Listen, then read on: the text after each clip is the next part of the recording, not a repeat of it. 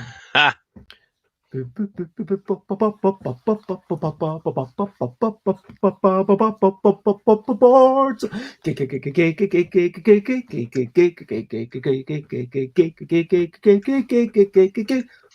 Board games, board games, it's what we're talking about. Board games, I'm not gonna shout. I am starting off this morning with a little bit of streaming, unless you are somewhere in another country, in which may be case this may be evening. But either way, I'm starting the streaming with a little bit of singing, and over you're going to learn about this person called Chris I'm looking the wrong Winterburn. way. And we are going to be talking about interviewing because this is something that Chris has been doing. Chris has done it about 50 times. That is more than 29 board games and interviewing is what we're going to talk about. Board games and interviewing. I'm not going to shout. You really need to get somebody with an instrument to do you a tune to go along with that as well. I want to. uh, I want it to be complete orchestra if we can do that. uh, Good oh, morning, everybody. Xate's waving at you, and lovely to see you as always. It's his bedtime in some countries, although not here. But I am Bez. We are blethering about board games, and we are going to be talking about interviewing. I'm not only interviewing Chris, but I am interviewing you about the notion of interviewing, It's which, very meta. yeah, it kind of is. And so, yeah, how did I'd heard of you? I think through Anna Blackwell, I want to Yeah. say. So they pitched a game to you. I don't know if you're able to say publicly what came of that. Yeah. Unfortunately, the pandemic happened and we stopped doing games because we just didn't have. Well, one, we couldn't get to the office to do anything while we were there, and two, sort of the money dried out a little bit as well. So unfortunately, we couldn't go any further with the game. But it's a shame because it was a really interesting game, really interesting, and I hope Anna gets somewhere to bring it out. But she's obviously doing very well with the zine, the e-zine that she made. Did very well on Kickstarter. So this Yeah, was Anna Blackwell's, who I actually did a bit of mentoring for, also based up in Glasgow. Anna does a bit of writing for Tabletop Gaming Magazine, but we're not here to talk about Anna Blackwell. But I should invite them onto this show at some point. definitely. Oh, do you hear like a loud chanting, helicopter noise from outside? Is it chanting or is it a helicopter? Because there could be two different It's scenarios more outside your mechanical. It's not. It's definitely not chanting. It kind of sounds like a robot chanting. If like robots were cranking their gears. And anyway, so we're Sorry, have the not here to. machines taken over? Have the machines started taking over? Is that what it is? I mean, like it's been a long time since we've been outside. I don't know what's happened out there, but fingers crossed not. Look, we are here to talk about Chris Winterburn. Um, can you talk a little bit about yourself? Give people a 5 minutes introduction to who you are, or 1 minute, as you wish. Okay. I have been board gaming for probably close to 10 years now. I decided about 5 years ago that I was going to try and design a game. In fact, I designed two games, but they got to the point where I'd done really nice prototypes. I'd played with people. People enjoyed both games, but then I didn't know where to go. So they got put on a shelf and didn't get touched. About 2 years ago, I met a guy called Dan at a gaming club who turned up with the biggest, bushiest beard ever and looked a little bit like a homeless person. But me being such a nice guy, I said, "Oh, hi," and introduced myself and said, "Do you want to come play games with us?" So he came and played with us and ended up becoming my best friend. Well, a while after that, he came round to my house and he said, "Have you ever made?" We played a game. He said, "Have you ever made a game?" So I said, "Yeah, I've made games," and I brought these two off the shelf and showed him. And he went, "Well, I've got a bit of money if you want me to help you get these off the ground." And that Hmm. was kind of how Clever And Unicorn presumably Games started. energy as well, because it's not just about the money. Well, he has knowledge in parts of business that I didn't. So he did bring a lot to it that I never would have known about. And over the past 2 years, I've certainly learned a lot from him. So he really did sort of get us off the ground. And for the first year, it was great. We launched a game on Kickstarter, ended up with 400%. And this, was amazing. The feeling of having something fun. Oh yeah. And then that whole year we went to the UK Expo, which was brilliant. We went to Essen, which was hectic. And yeah, it was all going great. And then obviously, beginning of this year, everything kind of went sideways. So I decided if I can't make games right now, I'm going to talk to people about how they make games. And it started out with designer playtesting. I don't know if you saw those videos. They were videos where me and a few other designers that I'd met through the community sat down with another designer who had a game, and we played the game and we recorded it. And then we gave them critique on how they might fix it if there were problems or what we thought might work. Tried to fix what they had and rather than try and make a new game. We basically just mentored them through it because they were generally new designers. And we did 8 episodes of that. Which was fun, but it just took me so long to edit because it's basically a 2-hour or 3-hour sometimes playthrough of a game with critique at the end and with introductions at the beginning that I had to edit down to like 30-40 minutes. So that it took hours to obviously edit that down and put it together.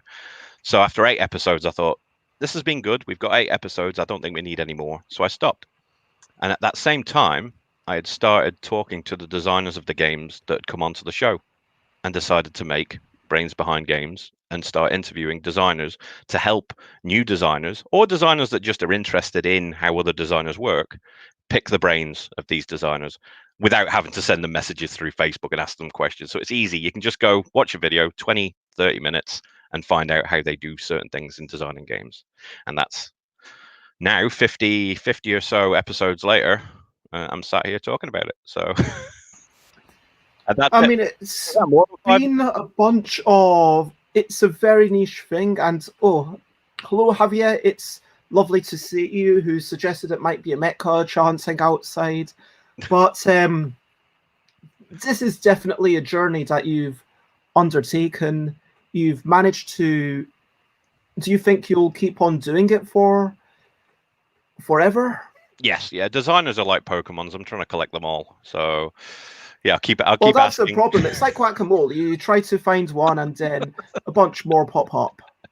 But the thing is, so far out of 50 episodes, they've all been interesting. I mean, to create games is kind of an interesting thing in itself, and it doesn't matter if somebody's published or not published or made 100 games. Everybody has little different ways where they work. And the only difference sometimes between an unpublished designer and a Jamie Stegmaier or somebody like that is the look and the opportunity. I've played prototype games from designers that have never been published, and those games are better than 90% of other games out there. They've just not either had the luck or the opportunity to get them in front of somebody that can help them get them published. So, to me, it doesn't matter if somebody's had no games or had 100 games. There's still interesting subject matter in there with them from their design point of view. And so is this a kind of shout out to Xate and Javier and everyone who might be watching who is not sure, am I a designer or not, to just say, yeah, I will go and talk about all these things? Anybody that has sat down and spent time making a little prototype game, or even just a little game they never intend to publish, just one they want to play with their friends, is a designer. They've made a game, they've gone through the process of figuring out in their head how thing A is going to interact with thing B. They're a designer. So if they want to come and speak to me on the show, drop me a message, and we'll do it. Yeah, we are totally talking about you, Alex. Hello. Yeah, because you've made games, you've sent at least one game to I've played one of your games that you made. I'm not going to say any more than that because of the whole kind of secrecy thing. Anyway, so you should totally get in touch with Chris. So let's move back a step. We've already been talking about interviewing for like and who Chris Winterburn is, let's now reach back and say, you know what? What's a brilliant thing? Brilliant thing, brilliant thing. What's a little thing which is brilliant? Brilliant. That was completely out of tune. Sorry.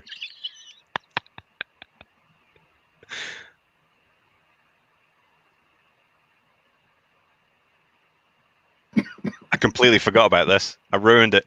I kept talking. Ruined. Oh, man, sorry. I should have written that down. When he does brilliant things, freeze, and I didn't. Oh, sorry. Okay. No, that was good. That was, you did everything perfectly. I ruined that. Take two. Go. Brilliant things. Brilliant things. What's the little thing which is brilliant?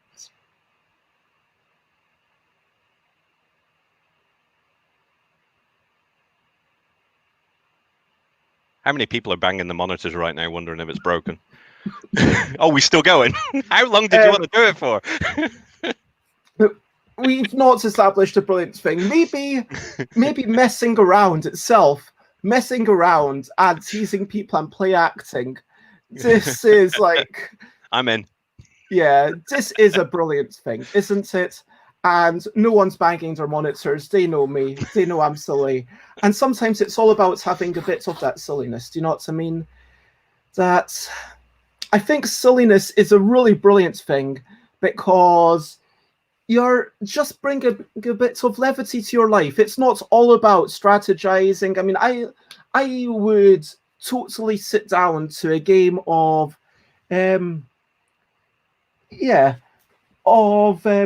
Manhattan Project. I would love to play that. I got that a wee bit ago. I've still not checked it out. I would also be up for Energy Empire or Agricola, but sometimes you just want to be a wee bit sillier. Well, I thought for a moment you were about to drink that. What's wrong? And what's the matter? What are you laughing at? Oh, there's mysterious Kiwi. Yeah, sure. You are brilliant, Xate. And yeah. Anyway, so that was my brilliant thing. The brilliant thing that I bought was a Kiwi. So there we go. Brilliant things are just being silly. You don't get that. It took too long to say it. Brilliant things are being silly. Or it can be Kiwi. The audience can decide which is more brilliant, being silliness or kiwi fruits. I would say silliness is even more brilliant than kiwis. I mean, I do love kiwis, like sticking my spoon and scooping it up. But yeah, it's not just about kiwis. It's not just about being silly. Did you see the video I made for you and put on my Facebook? Oh, shoot. I did not. I need to check it out right afterwards. Yeah. Okay. I saw the picture on Twitter. But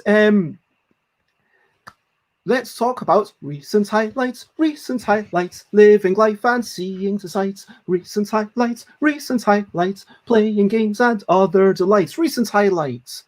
So yesterday I got to play only the one game, which was How Much Money. I played it with Xate and James popped in. There was also Molly and Tom. And we had a bunch of people in chats, which was super lovely. Thank you to Runa, who's like raiding me. And I think Neko-chan, who was like here, who's like just a regular, who seems to pop up just for the 8 p.m. streams, which is quite nice. And so there's at least... And the joint champion. There's a joint champion from playing that game in the... Yes, let me check out... where's the bits of paper where I actually wrote down the... Oh, yeah, it was Yuang Xate, I think, wasn't it? Yep. I think, did Molly do it as well? I think Molly might have got 2 as well. Yeah, possibly I might have miscounted the scores, or maybe more. I don't know. It doesn't really matter for that kind of game. How much money? It's about basically seeing how much would it take this person to do this game. And yeah, it's not something I'd want to play every single week. But that's okay, once a month, it's really nice. Did you play $1 Million Doodle that Molly made? I've still not played it. I mean... Funny. It's something that would work really well on your game playing stream. It's so funny. Played it with Hairy Game Lords on our way back from Essen last year, and we were play testing it for Molly, and we just had so much fun with it. We played a couple of games of it. I think some of it's actually on YouTube with the Hairy Game Lords, but it's pretty funny. So it works pretty well on Zoom. I've not tried. We played it over the table, but to be honest, it's drawing little doodles which you could easily hold up to the camera, and then writing. So you start off by doing, I think it's a doodle of a company. You get given 2 cards. You have to do a drawing of a company. Then you pass it along. The next person just gets the doodle that the person to the left's made, and they have to do like a tagline for it. Then it gets passed along, and then the next person has to do a Amazon review for it. And then the next person along has to do like a sales pitch. You would miss a lot of that, because how are you going to pass it along? And if you only focus on one thing at a time, then it loses a bit of the speed, I guess. I suppose you could do it digitally. Yeah, I don't want to really... I want to keep that running the video cameras. I want to keep that the focus. Because, yes, we could go to cards.io or whatever, but it's still... Yes, I do know that you are Zate. And I've just not been watching the comments. Sorry, I've been concentrating. Zate wants to mention that a friend came and fixed her sink this morning, so now it drains. And Brilliant. That is pretty awesome. I saw photos of this in action. I've also heard about what might have been the possible cause. And I think I'm just going to put a public service announcement there. Don't dump all your coffee granules down the drain. Wouldn't work for... We've got one of those little coffee machines that use the little pods, so they won't fit down the sink. But they do take up a lot of room. We've heard that... and Sates is saying how $1 Million Doodle, it is a really old popular party game in Germany. It sounds... I mean, obviously, there's inspiration from Eat Poop You Cat, which is now popularized by Telestrations. But, everything's going to put its own wee twist on it. And it's, okay, how does the wee twist kind of make it better or not? And other things that we've not talked about your highlights. What are your highlights, Chris? This is my highlight of the week. This is awesome. Yeah, no, I've been watching this for... I'm sorry I didn't start watching earlier, but I've had quite a lot on, but I decided to just make time for this, especially when you invited me. I thought it was only fair, but, watching them, I've just had a whale of a time. It's been brilliant. Aww. Not just the videos, but the comments and the people in the comments as well. Have just kind of... It's the highlight of my day at 10 o'clock now. Oh, that's lovely to hear. Yep. I mean, it's kind of difficult to maintain human connections in this day and age. And so I am going to say that, yes, speaking with Mandela and then having everyone in the thing, and speaking of lovely people popping up, hello, Think Noodle Games. It is lovely to see you pop up and join us. That's meant to be a whale. That doesn't look like whale to me. That looks like a fish of a time. It's a fish of a time. That's maybe. It's a new saying. It's a mackerel of a time. We're having a mackerel of a time right now. Mackerel, yeah. Ooh. And the point is that, it's really hard to have these connections. And so having this, okay, I am forced to, at 10 o'clock, let's chat. And it's been lovely. I've enjoyed, chatting to Mandela. And then last night, it wasn't just about the game. It's that's kind of just a way to get everyone together. Do you know what I mean? And for sure, having Molly around, and I'm looking forward. Oh, wait, did it happen yesterday? Oh yeah, it did happen yesterday. I think I talked about it in my recent highlights last night, but for anyone who doesn't watch me at night or is watching me right now, yeah, man, it might have a bit of work, which I'm super excited about. I'm not sure if I meant to talk about what it is. I imagine they'd be quite happy for me to big up their thing, but I'll have to check in with them, before I do so, out of, it's kind of a develop payroll.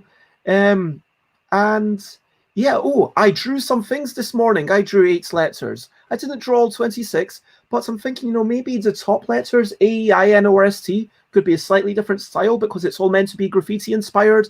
And then the bottom letter is a little bit more wild style. The top letter is a bit more rigid and blocky. And so Chris is going to scan it in, and, we'll see how it looks. And yeah, that's what I'm doing. And yeah, just being on Loser. Those people are lovely. Oh yeah, and Xate started up the Losers doing an improv. That was fun. So yeah, even though it's mainly online, it's been some good stuff. And I hope that everyone else has had lovely things to be enjoying recently. And I guess we need to get into the questionably quick questions. I mean, we're already running late. I'm ready. Questionably quick questions. Dum, dum, dum. What time is it? Where you are? It is 10:21. And where exactly in the world are you? On the Isle of Man. What color do you most predominantly wear? Oh, that's changed. This is not going to be a quick answer. It used to be black when I was a kid, obviously, bit of a goth when I was younger. But now it's sort of, I've got lighter colors. I lost a lot of weight recently as well, so it used to be black to cover up my weight. But now, as I've lost a bit of weight, I've started wearing brighter colors a bit more. It could be any. I've got so many different colors. Do you think that brighter colors suggest that a person is more confident? Not always. Some people just like dark colors, but yeah, it can be indicative, I would say. I think generally people that wear dark are not trying to cover something up, or maybe, but maybe. I'm not gonna give you a concrete answer on that one. I'm not a psychologist. I agree. You are looking good, and you're very color coordinated. Is this typical? No, it isn't, because it's probably the lighting here. This is a green hat and a grey shirt. It might be. I don't know color. My wife would tell you that I should not be allowed to pick my own clothing. So she'd be the first to say that my fashion sense probably isn't the best.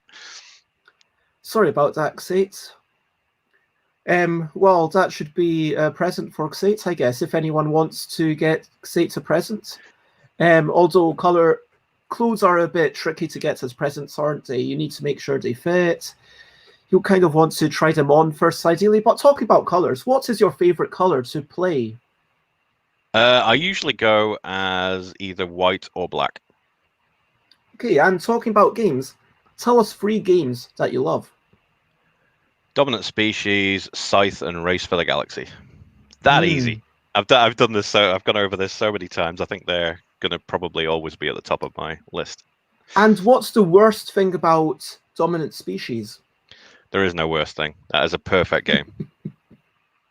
Honestly, that's the only game I would say for me is a perfect game. And if we go back to the whole perfection conversation, that's my subjective look at a Dominant Species. I know people that don't like it for certain things, but for me, it's perfect. There's not a bit of it I don't like. What is the best thing about Dominant Species then? Everything. No, you've got to pick just one. Just one. It's worker placement and area control, which, that's something you don't often see together. It's 2 mechanics that aren't together that many times in the game, but it makes it work brilliantly. So yeah. And apparently, because your tastes align with Xate, that suggests that they might enjoy Dominant Species. I know that Alan Paul has talked about how Dominant Species is actually a war game. Yeah, but in a Euro game kind of setting. Yep, there's definitely the hints of a war game in there. There's moving. There is moving little things on a map. So now, what is the last game that you played in real life? Oh, in real life. What was it called? It was last week, and I had a friend, because we're on the Isle of Man. We're not really in lockdown because we've closed the borders and we don't really have any. I think we've got 3 cases of COVID right now, so we can freely move around. And I've had a friend. So those 3 people know who they are. Yeah. And everyone else probably knows who they are as well. But yeah, somebody came over last week, and it was it's a deck building game. Undaunted? Yeah, Undaunted.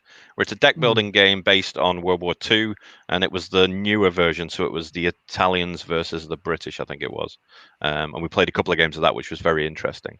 That was kind of a war game with a deck builder built on. That was that was fun. It was like a cross between, what would I say? It's like a cross between A Few Acres of Snow and Memoir 44. Sounds pretty cool. Hmm. And when you're playing games, do you tend to have snacks or just drink water or have nothing on the table?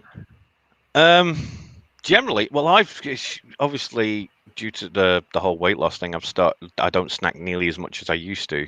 But sometimes, I mean, my main thing now is I just really eat like cold meats and vegetables and things, so I don't really partake in the crisps or snacks.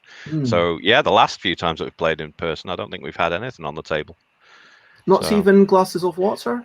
Yeah, we'd have a drink. So we'd have a drink of water, cups of tea, lots of cups of tea. So you're allowed drinks near your games. You're not one of these. That leads to a story.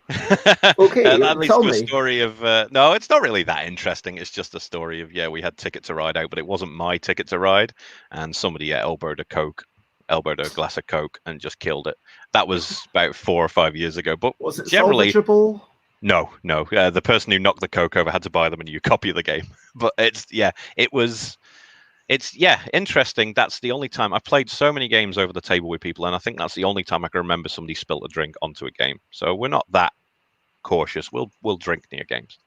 I mean, I'm kind of with it's like you do want to at least make sure that your fingers aren't greasy. If I were in that situation, you know what my typical thing is: one hand for playing, one hand for finger food.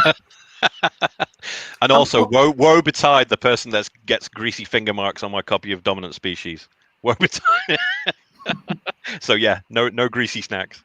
Hello, J Fool's Guards. Yes, for cup of teas. That's where we're at. Yep. And so, tell us a little bit about the Isle of Man. I know it's part of the United Kingdom, kind of Great Britain and Northern Ireland, with some islands around the periphery that never get mentioned, actually. No, we haven't. We've no islands around our periphery. We are literally one island on our own. No, but you're part of UK. Not really. I mean, not really. We're a crown dependency, so we're not actually part of the EU. You know, we are our own government. So we have the Queen is the Lord of Man, who is the Lord of the Isle of Man. But we have a completely separate government to the UK, which can follow its own rules and laws should it want to. But generally, to make life easier, they stick with most of the same laws as the UK. But there's a few exceptions. But yeah, technically speaking, we're not part of the UK. Okay, and well, can you answer Javier's question while I look up a map of the Isle of Man? I'll look up the map. You read the question. It's on screen. Why the Isle of Man? Well, when I was 8 years old, my parents made me move over here because my mum wanted a parrot.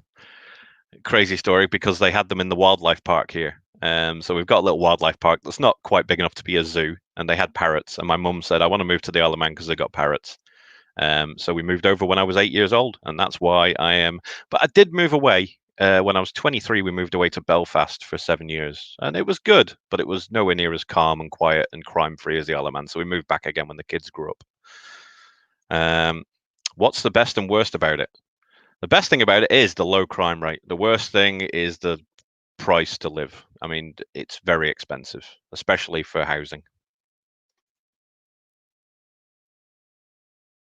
I'm looking up Wikipedia, and firstly, I just want to share this very useless picture that explains, hey, here's where Europe is.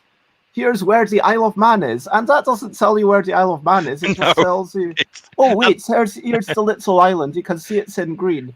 It's actually in the center of that circle. Yep. So it's basically north of Wales, south of Scotland, east of Ireland. It's basically between all of UK. Yes, but not technically part of it. It's crazy. And Castletown is the capital, apparently? No, it used to be a long time ago. That's the ancient capital. Now Douglas is the capital, and I live in Castletown. We have one of the best looked after and most intact castles in Europe in Castletown. It's like Wow. Neil. It's pretty much the way it was 600 years ago. So you can walk in it and go around, and there's the throne room and everything. It's really nice. But yeah, the capital actually got moved to Douglas because that's a much denser population up there. So what? You have your own passports, right? Yeah, I have a joint one because I was born in Britain. I have a British and Isle of Man passport, but anybody that was born here can get just a straight Isle of Man passport. Wow. And I hope this yeah, is interesting. Chris says it sounds like people are being leaders of the Isle of Man and they don't do anything other than copy the UK. Notably, no corporation tax. Anyway, so I think this has been interesting to me. Honestly, I did know nothing about the Isle of Man before today, and so there we go. So that is the Isle of Man, and that finishes up the questionably quick questions. I enjoyed that. Now, as we move into the main topic, I'm going to remind people to comment, ask questions, thumb like, follow, especially on YouTube, because if I get, I think, 17 more subscribers, then I can get a real name. So, and the main topic is going to be interviewing, as I mentioned earlier. How can we entice interviewees when getting started? Why interview people? I mean, Chris has talked a little bit about why they started. It was like you were curious. For me, it's something I wanted to do. How do you build a rapport? How can we bring out the best in an interviewee? And, you know, Chris does pre-recorded content. I do live content. How does it differ? Should we challenge people or should we just ask the easy questions? And when? So, yeah, let's chat a wee bit about that.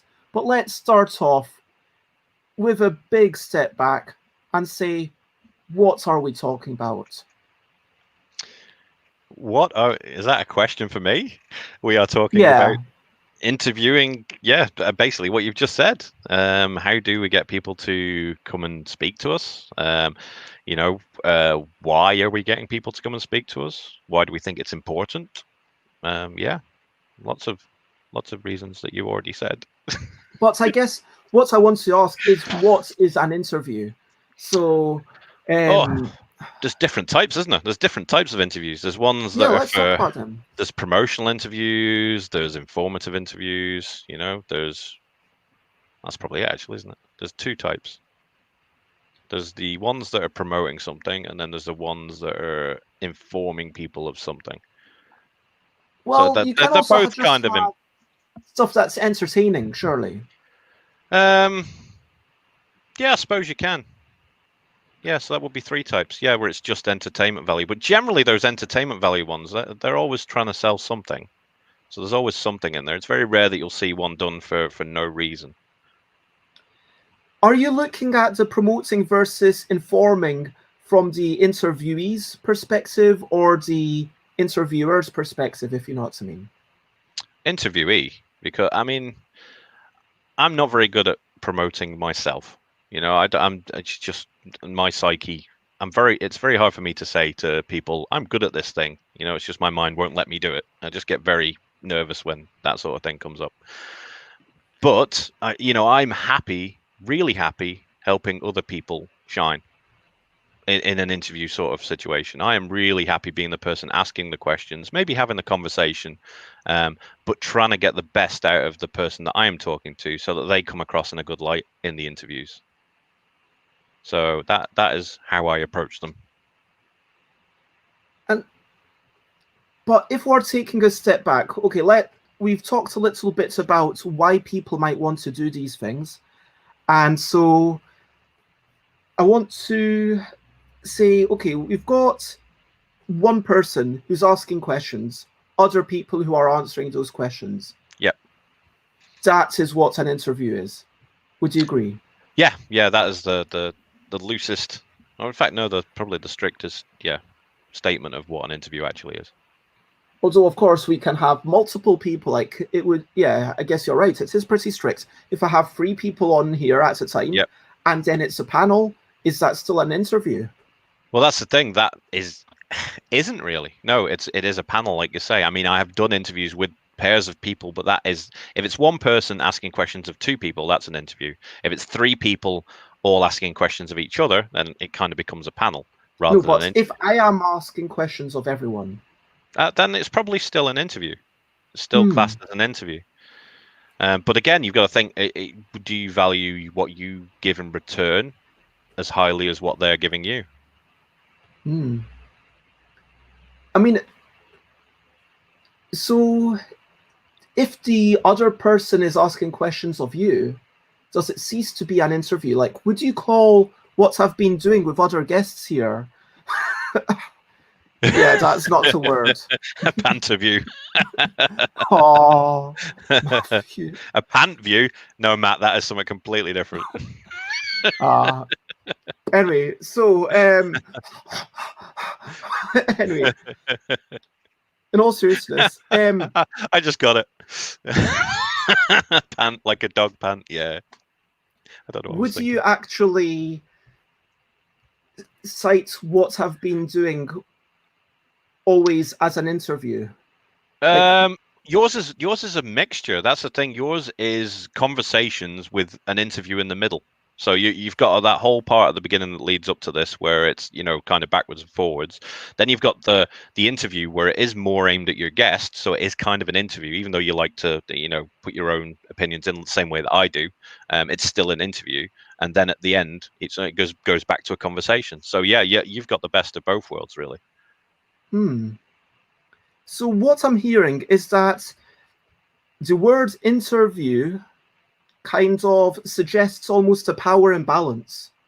That you've got a guest or someone who's coming on, but it's still your house, it's still your show, and that's always going to be the truth. Even if I was coming along, let's say I was streaming on behalf of Loserpalooza one day, I don't know, but maybe I'm doing that, it's going to be their house, do you know what I mean? I've got to abide by their rules, and well, you don't set rules, so to speak, but you have to channel it in the direction that you need it to go. For instance, I've had a few where it's gone on for 40 to 50 minutes, and I try to keep them down to 20 or 30 minutes. So I've had to edit them afterwards. So I learned, and they were quite early ones, so I learned early on that you have to kind of direct the questions, and you've got to sometimes cut in and say things to try and shorten answers down sometimes. And I hate to do it, but I need to keep it to a certain time scale. But I do it in a way, where obviously it doesn't, deflate, should I say, the interviewer, but the interviewee. Yeah, I've probably got these terms wrong at some point, but yeah, I try and do it in a way that isn't going to upset them. I mean, they know at the beginning, I say, and that's made it clear. I forgot to mention, beginning of every interview that I do, I like to have at least a half an hour chat with the guest to try and break the ice and, find some common ground and build a rapport, which makes it a lot easier, especially for people that are a little bit more introverted and are very nervous. Kind of makes it a lot easier because we lead on from that chat into the interview seamlessly. And it means that, they're carrying on talking like we were just having a conversation, which is brilliant. So in that conversation, having such a long chats with you, but maybe that's because was it so forgettable? Was it so forgettable, Bez? Yeah, it was about half an hour. Yeah, and your interview was probably one of the longest ones I put up as well. I think I kept 31 minutes of your stuff in there as well, instead of the normal 20 to 25 minutes. So 31. So thanks, Bez, for forgetting everything. I mean, I remember. It just kind of passed so quickly. Well, I think we were both very nervous because you were one of my earlier ones, and I don't know, it's always nerve-wracking going on meeting somebody new. So maybe it was a bit shorter, but I'm pretty sure we did have at least 20 to 30 minutes of chat beforehand. Yeah, apparently I am your longest interview by about 37 seconds. Yep. That's a badge. Okay. Wear that badge with honor. Oh yeah, Alex, just in case you missed a memo, now there's a hard limit of 2 hours. If we get to 1 hour 59 and we're still talking, I'm just going to stop it.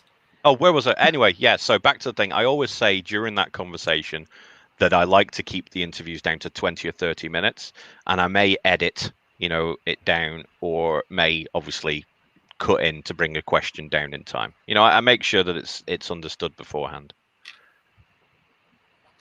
And it's not about having these strict rules, but I think No.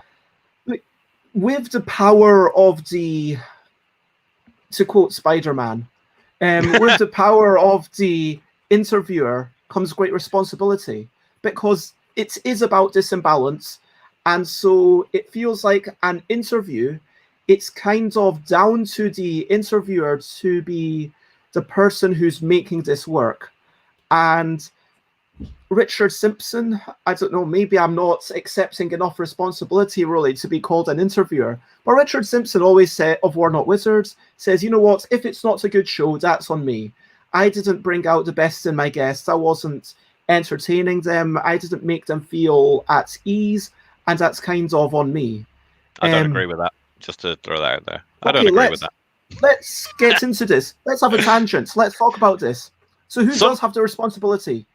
Well, it's a two-way street. You know, a good interview is a conversation, and you have to give as good as you take.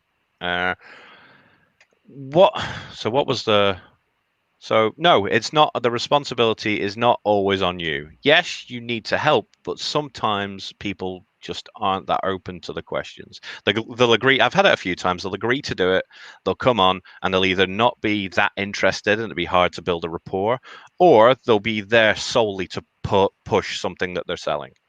And that generally is very hard for you to break in, because they've already got an agenda. Either they're not interested or they want to sell something, and then it's hard for you to actually break in as a human to a human, because you kind of looked at as a sales platform. Now that's only happened a couple of times. The rest have all been completely open. You know, speak beforehand. Turned out I've made some really good friends from just, you know, that I might never have met if I hadn't started doing these videos. People like Håkon Garda from you know, Streets and Village fame.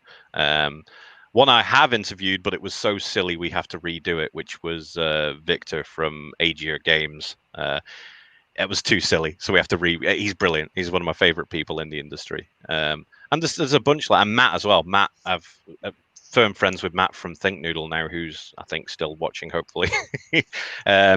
Yeah, it's been brilliant. But there are sometimes you'll get a guest where they're not interested or they're trying to sell something, and that's very hard. And you just have to do the best you can.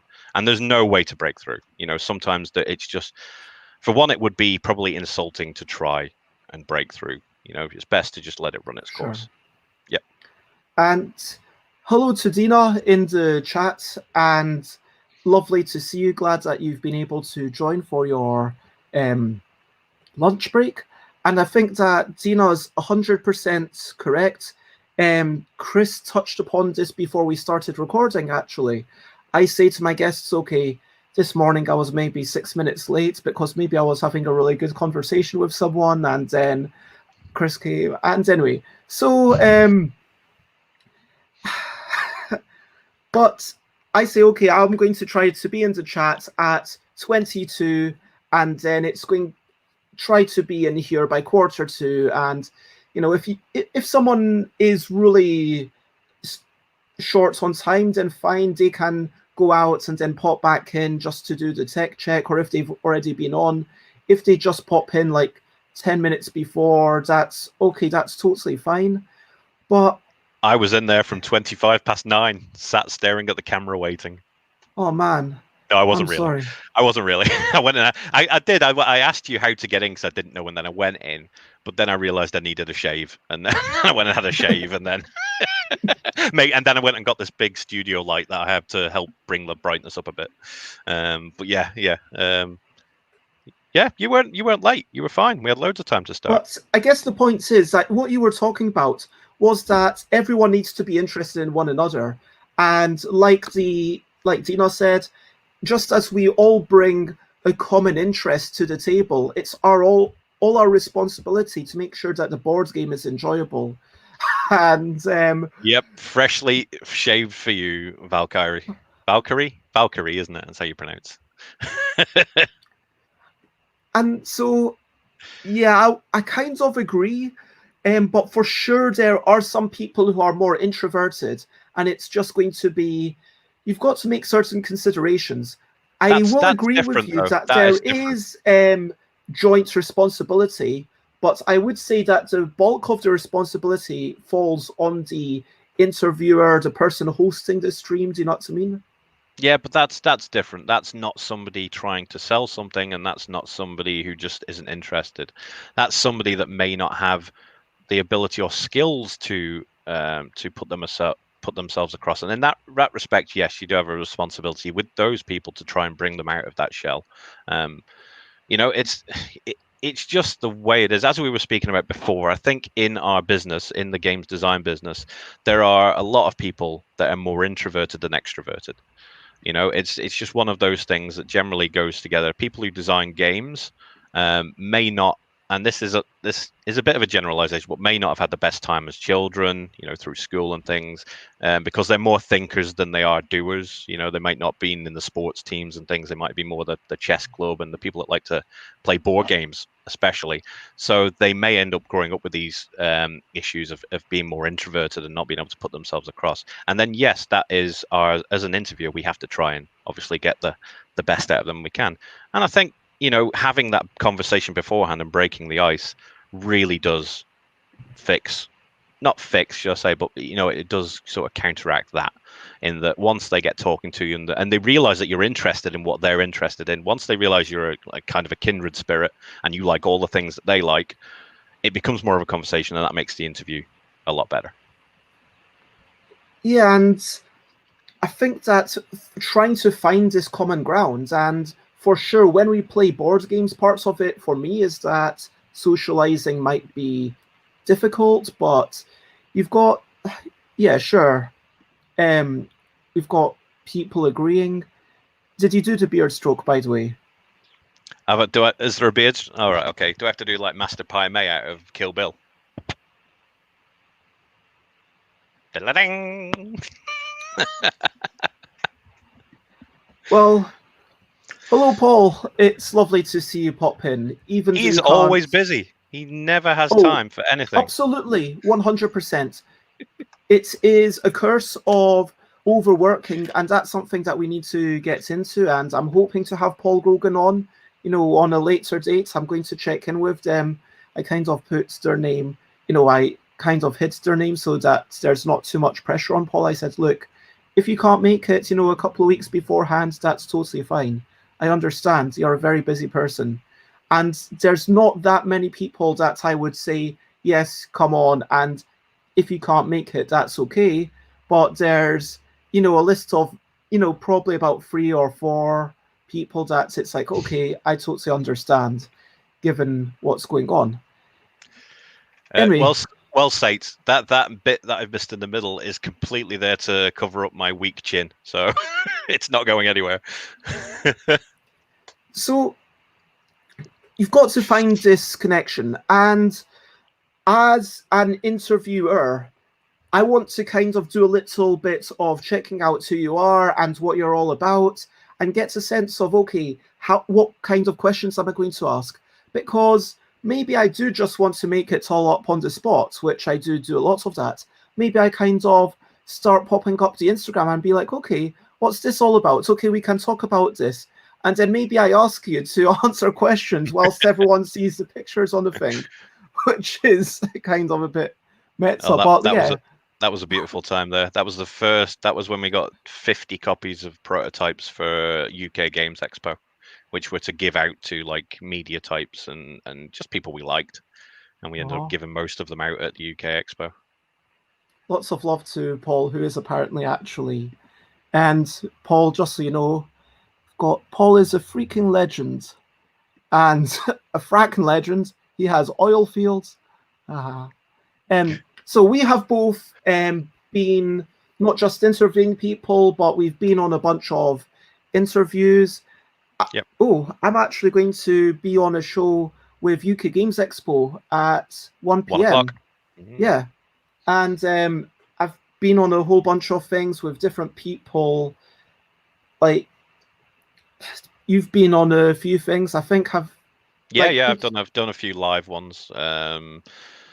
UK Expo I was with on tabletop, and I did one recently with the Wii Gamers, and I've been in a few other videos as well. like there's such a diversity of interview techniques, Oh but yeah. as an interviewee, how do you prepare? And as an interviewer, how do you expect people to prepare? I really do not need them to prepare. In fact, sometimes the best answers come from them not preparing, because if you've got a prepared answer, is it always the real answer, or is it one that you think will be the best answer for the interview? You know, people Hmm. much want honesty rather than something pre-prepared. I mean, the main reason I do, I mean, it'd be interesting to do live, but the problem with live is that sometimes people will give an answer and then they're not happy with it. And if they give an answer they're not happy with, it can throw them off for the rest of the interview. So if they don't say something that they wish they had said, they can end up thinking about that for the rest of the live stream. So having it pre-recorded at the beginning, I say to people, if there's an answer you give that isn't happy, this is pre-recorded. Just let me know. I'll stop. I'll ask the answer. I'll ask the question again, and then you can give an answer. And that way, I can just edit that in post-production. So that's why I do pre-recorded, because it's much more relaxed. Because live interviews are certainly not for everybody. I mean, at the end of this, I'm probably going to go, "Oh, I wish I said that," or "Oh, I wish I'd said this." You know, it's just the nature of live interviews, unfortunately. I mean, I But yeah, think I took I do prepare. advantage of that, didn't I? Just to finish the answer though, I do prepare in that I will research whoever I'm going to speak to. So I do, as an interviewer, I will go and look up what they've done. Most importantly, I'll make sure I say their name right. And you remember this from when I spoke to you. I make sure I get surnames and names. 100. Nothing annoys me more with an interview or even a video, a preview or a review, when people pronounce people's names wrong when it would have taken them 5 minutes beforehand to figure out how to say it, because this happened recently with a big channel when we were promoting a game. They did a preview, they got my name and another one of the designers' names wrong. We sent them a mail saying, "You got these wrong, here's how you do it phonetically." Then they did another video and completely got it wrong again. And How did you pronounce your name? Winterburn? it's Winterburn. I know it's Winterburn. Winterburn. Yeah, yeah. That I'm trying to imagine how you'd get it wrong. They said born, Winterborn, which is not even Winterborn. spelt that way. Yep, it's not even spelt that way. So yeah, and that's just Ah. a bugbear. And to me, I mean, mine is kind of a British name, so it's not that difficult to read out and say. But there is a lot of other cultures that have names that pronounce completely differently to what you would read them in English. So you know, you have to make sure you get them right, because it's to me it seems like interviewing or any kind of 101. You make sure you can say somebody's name right. Hmm. And it may seem like a small thing, but that's just one of the little things that winds me up. That's what really grinds my gears. But anyway, Oh, and I know that there's been examples of someone saying, yeah, getting the name of a publisher completely wrong. But sometimes you can sort of forgive people if things are written in a weird way, or they use glyphs, or they, you know, it's not quite phonetic. It's difficult sometimes, but that's why you need to check and do your yeah, homework. It's absolutely what it gets down to. yep, And as an interviewer, um, so yeah, what makes a good interview? From the points of everyone watching, from the points of, I mean, you've watched interviews, you've given interviews on both sides. What makes it a good experience? And anyone watching, like, feel free to chime in with comments. What distinguishes for you a good interview with a bad interview? Like, let us know in the comments, please. And maybe don't say, "Oh, that guest that you had on was terrible. Don't have them on again." You can tell me that privately. I don't want people to feel bad. But like, oh you yeah, know, don't put that. That would crush me if anybody said that. So please don't say it. You know. and I just wanted to say hello, Maya, and also Chris has said that everyone's welcome to be. All designers are welcome to be interviewed by Chris, not Not just publishers. designers as well, designers and other people I've started doing. I recently did an artist and illustrator, so I've started branching out a little bit more to do graphic designers, artists, and illustrators. You know, anybody Ooh, who is the brains behind games, because it isn't just the designers that make a game; it's a culmination of things from lots of different people. Unless you're Matt Aslin, who can do everything himself. So Matt's great though. I like Matt. If you've seen that interview, Matt Aslin made the Rat Catcher, which was a solo game on Kickstarter, but he did the graphic design, the art, the design, everything himself, which is something rare in our industry. Well, some people can do it. Yep. Yeah. Oh, yes, you do it as well. You do it all yourself. So yeah, there's a few, but there's not many. I mean, couldn't. I know I couldn't. Yeah, I that's know all I me. can do it all. In a Bind is all me. In a Bind Junior is all me. Kitty Cataclysm, I technically got someone to prepare the files, but obviously, it's all production, and I really anyway. What makes a good interview? Just to bring that up as well. Just there's the back of my phone. Aw. But yes, go ahead. What makes a good interview? Yeah, like it's all subjective. Like, but tangents. Like, speaking of tangents, like this is it. Maybe the interview. It's like a game where you have to present how the interview is going to go, and then you have to meet those specifications. Like, if I said, "Look, this isn't going to be a natural conversation, and we're going to have some tangents," and then you went in and on Bezzy Breakfast Board Game Bladder, or Bezzy Bedtime Board Game Bladder, as it's now called, if it was exactly like what I did for the UK Games Expo thing, which was basically me just giving a talk for 50 minutes and then answering a few questions for 10 minutes of that, maybe people wouldn't be as down for that because that's not what people are signing up. Maybe it's all about meeting those expectations. What do you think? Here's what I think. A good interview, like any video, is for people is passion and emotion.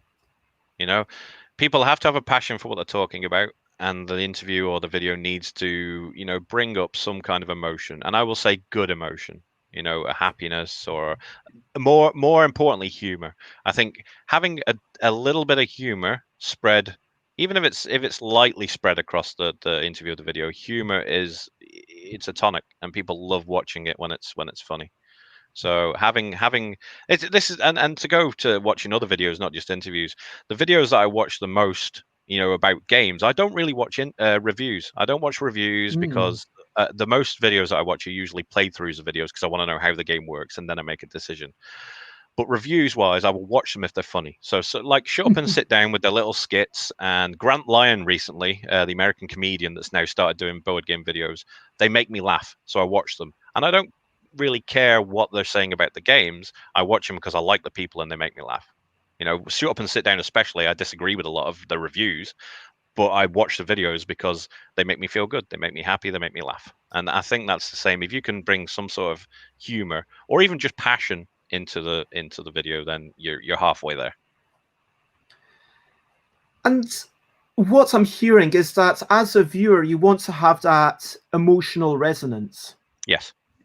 Which is why my videos generally only really resonate with other designers and things, because my set of questions is aimed at getting out information about designing games. So really, it's designers and people in the industry are more interested rather than gamers as a whole.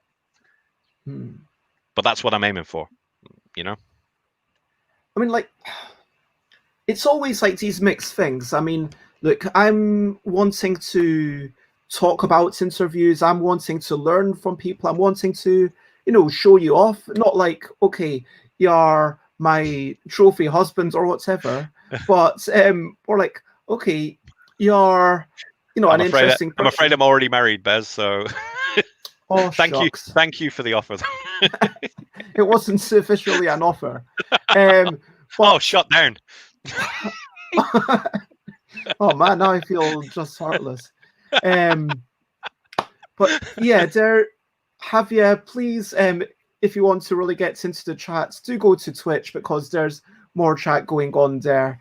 The YouTube, it's like more a way to find it. If you're uncomfortable with the Twitch, that's fair enough. But yeah, as Javier says to Dina, I'm passing messages between people, but I don't want to make a habit of this. You can say, hey, what do you think of this, Mr. Winterburn? I think, that can work, but too much and it becomes unnatural. So in polite conversation, you have to remember that that's not something that you would do, and you're trying to make it a conversation. So yes, you could to try and remember names, but it's much better to get the name right before you start. because you want to seem like two people that know each other in the interview. That's my opinion anyway. I mean, so what I'm hearing is that you've got the informing aspects, like people come maybe to learn, but what it is, it's that emotional aspect, and you want people to be entertained, and that is ultimately what you want to get out of it. Yeah. I mean, I'm clearly not in this for money, because it's the board game industry and there's not a huge amount going around. But it's more about, getting these. I mean, for me with these interviews, it's about trying to teach new designers how to avoid pitfalls and how to do things more efficiently, and how to try not to. Because I've like releasing games it's just a series. It's fun, but there are a series of deep holes with spikes at the bottom, which if you fall into them, they can just cut your career off before you even start. And I'm trying to get new designers past those without falling into them. Oh man, some people might have been misinformed. But They made just a little bit. Oh. So other than the rapport, is there anything else that you think makes for a good interview? Do you think that the interview has, You have because to be interested. You have to be interested in the subject. We might not have spoke about this. Might have been beforehand. You need to be interested in what the person's talking about. oh, we've You already can, it's said that. no, I think we said that beforehand, didn't we? We didn't actually say that in recording. I'm not sure. But anyway, yeah, back to the point. Yeah, you need to be interesting. It's so easy to see in a video, and when an interviewer isn't really interested. I mean, you can look at the background of the interview as well. Sometimes they might be in marketing, or they might be in YouTube creation or whatever. And sometimes you can tell that they're in it because they want to either further the career or get business. It's so much better when you can see an interviewer interviewing somebody and really caring about the answers that the interviewee is giving. And that's what I try to do, because designing games is something I'm hugely interested in, and how other people do it is something that I'm hugely interested in.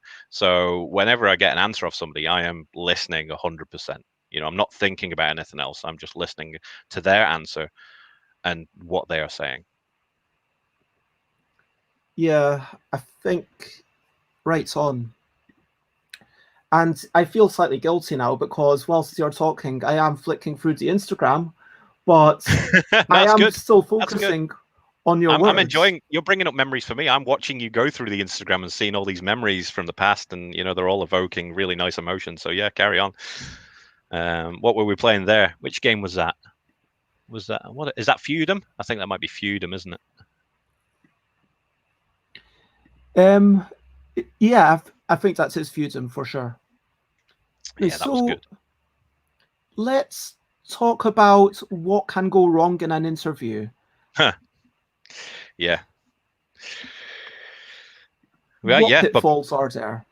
they're the pitfalls of just, as I said earlier, some people just want to sell something, or just aren't interested. They agreed to it and then they turn up. Or here's the thing: they agree to it and then they look and find out that I only have 100 or so followers on YouTube, and think, oh, that's not going to help me. But I've already agreed now. And then they come on, and you can tell they're a little bit disappointed. Even though we've got a 3,600 member Facebook group, people tend to just look at the YouTube, you know. And with it being such a low following, you can tell sometimes they come on, they've realized that it's probably not going to be a great platform for them to sell whatever they're selling, and they're just not interested anymore. And like I said, this has only happened 2 or 3 times. So out of the 50, there's only been 2 or 3 that have genuinely felt that way. The rest have all been brilliant. So, and that's the pitfall. That's the pitfall. Sometimes, I mean, you've for got to sure, work extra I hard. think that Jamie Stegmaier and Elizabeth Hargrave, in my experience, because I had Jamie on my show a couple of times, not on this one, but Yep. on my internet radio show that I used to do at a more USA friendly time. I wouldn't Yep. invite them on, not because I don't want them on, but because I'm not Yeah. going to ask someone to get up at 5 a.m. Yep. Well, it's not just that. I mean, with Jamie, I thought Jamie was brilliant. I mean, it was really good of him to come on and do it, even though he did check. But you can tell with Jamie that he is very business focused. That's his thing. But you learn with somebody like that, you understand, and it makes the interview easier because you know exactly where you stand. Sometimes, it's not that easy. It's, you think you're going to have a good conversation, but when you meet the person, they're not interested in you at all. And that kind of really throws you, and you have to try and work through it. I mean, I didn't look. Sometimes it's okay. There's a lot of work to be done, and sometimes it's like, why is this person coming on? Do they even care? But when I had Jamie on the couple of times when they were on my show, it was like, okay, Jamie, I understand that you want to leave it to definitely an hour. Okay, I can promise you that it will take no more than an hour. Because my shows were meant to be like 55 minutes. It was something like 54 to 57 minutes, I want to say. And so it's like, okay, I could do the little intro. So save some time. It'll be good having you on. I just want you on to talk about how you big up a thing and to learn about that. And maybe because that's something slightly different that Jamie hadn't been asked about before, I don't know. Maybe as the interviewer, it's about finding those questions that haven't been asked so many times before. Because Well, if it's just... it wasn't, and I'm not being negative about Jamie. Jamie was brilliant, but you can tell that he's got where he is today by just being incredibly efficient. He's an efficient person, and that's, not always best from an interviewer's point of view. I mean, the interview's brilliant, but sometimes, you have to kind of tailor yourself to that sort of personality, because in the board game design world, he is a personality. So it's different. It is different. And like I say, there's no negative connotations there, because he was very, very good. Yeah. And Bidina, who's kind of just leaving us with this snippet of insight before they leave, just that those microbloggers and YouTubers often have more loyal viewers. So there's going to be the same people who do actually watch everything. It's not going to be you bringing your people and, hey, please come and watch me on this stream. It's going to be more about, hey, we're going to be chatting, and that person's already going to bring a few people from their audience, which is lovely. So, look, we're not saying that anyone is not a good interviewee. It's just that... Well, we are, but we're not naming any of them. There are some that don't make great interviewees. It's just the way of the world. It's people. It's human nature. And I'm going to say that I enjoyed having Jamie on as a guest to my, what was it called? Board Games with Bez, I think it was called back in the day, because I'm clearly very imaginative with my naming schemes. But yeah, but going into other pitfalls, like as an technical pitfalls. That's one thing. Shout. Yeah, I've had a few times where the image has been terrible, or I've had lots where it's broke. I've had one in particular where it kept cutting out, so it took us an hour to do the interview, and we only ended up with 16 minutes because of the cutouts from the internet. Generally, it's if people. I mean, I know my internet is pretty good in the area that I am. The internet's good, but I know that not everywhere is like that, and sometimes you'll get it where it just breaks up constantly, and there's very little you can do apart from just salvage what you can. And let them know, obviously, that it's going to be a bit choppy when you put it together because of the technical difficulties. But in this interviewing where you're doing it online, that's a big pitfall. Have you had the same? Have you had? I mean, to be honest, your streams tend to be kind of good. Like, so Casey, I'm just talking about technical. I'm thinking about the bandwidth, because Casey from Nigeria, there wasn't the greatest bandwidth there, and it has kept cutting out a few times. There's been a couple of times where I wasn't actually in a place with a good wireless connection. I had to go onto my phone, and that was really bad. That was with Saibepu, and for people who watched that. Also, I kind of decided that language barriers can actually be a thing. I mean, look, Simon Caruso is the most amazing person if you met him in real life, but when they're forced to speak English, it's difficult for them. And honestly, considering that they were speaking a second language. I Yeah. couldn't perform that kind of quality of interview in 4C or French, let alone Sometimes I French or struggle with German. English. And so, but Yeah. so yeah, we've got back to the technical. We've also got background noise. Sometimes it can become a little bit distracting if Yep. there is, whether it's children or fans. I mean, it's sometimes something that just can't be avoided because Well, it's like, the good thing about that is we're pre-recorded during post-production using Adobe Premiere. I can reduce that. So that's a good thing about pre-production, is I can get rid of some of that, and I can get rid of echo as well. So if somebody hasn't got a good microphone and they're just using the phone and they're in a big room, sometimes you get a bit of echo. I can reduce that a little bit as well. So that's the good thing about pre-recording over streaming. sure. But I can understand why it would be an issue streaming when you can't really do anything about it. Or if you just don't know how to edit. Oh And you're yeah, like, that's another thing. Yeah, yeah. I mean, honestly, there was one of my shows out of, I don't know how many it was. I did like the internet radio show for about like 2 or 3 years or something, but it was a long way. So anyway, so one of them was just quite bad noise, and someone else basically agreed to edit it, Yeah. and it was because someone might. It wasn't me. Yeah, after that, I was like, yeah, even if I don't see your feedback, for the quality of a pre-recorded thing, I mean, a stream, people don't expect quite the same standard, I don't think. No, well, that's one good thing about yours, though. Generally, your stream is brilliant. So, I mean, the quality. Yeah, I mean, I think it's because people know what time it is. They know what it's going to be. They're going to try to be next to their main computer at a good internet connection. So generally, the streams work out pretty well. Although, like I said, when I did an interview with Ronnie from Mantic Games, and I love Mantic Games. Used to play a lot of their tabletop war games and stuff.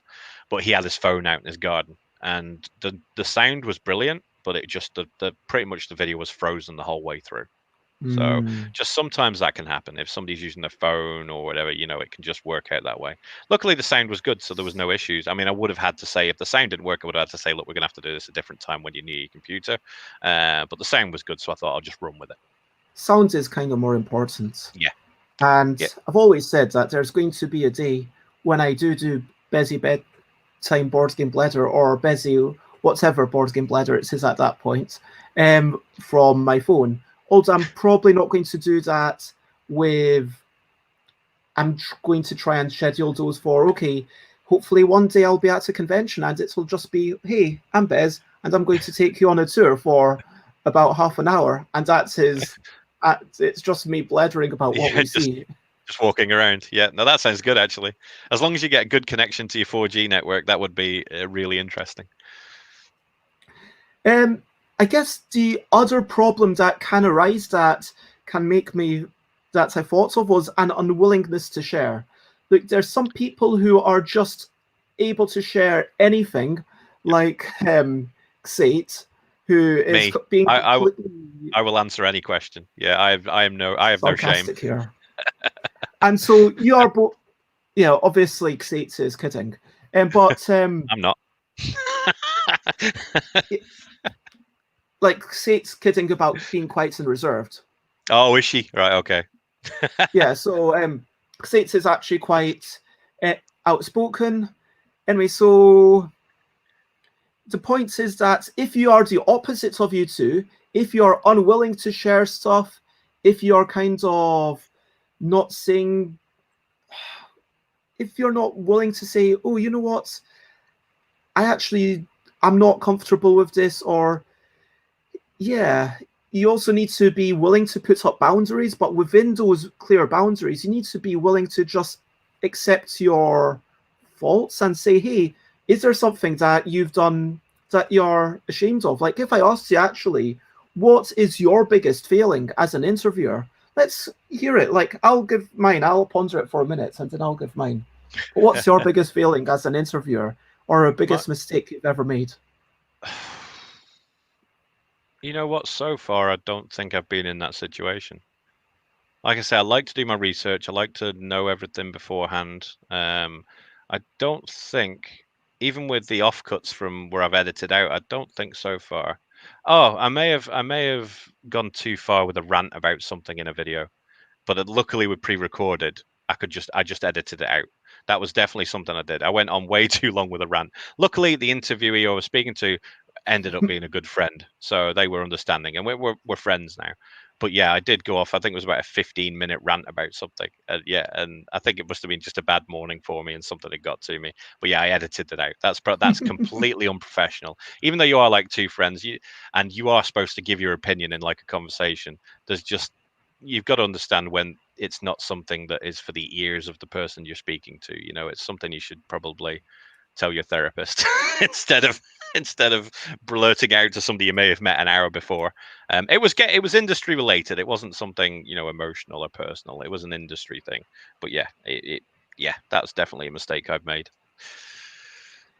I mean, I was definitely, if you're ranting where that's not meant to be the issue, like that's not meant to be the focus, that's an issue. But like if I were to go off on a 5-minute, 10-minute rant, I feel like that's what people would kind of want in some ways. I'm not sure. This is the thing. Yours and my thing are completely, well, not completely different, but they're very different. I mean, mine's a set of questions which everybody gets asked, whereas you're a bit more fluid, which I like.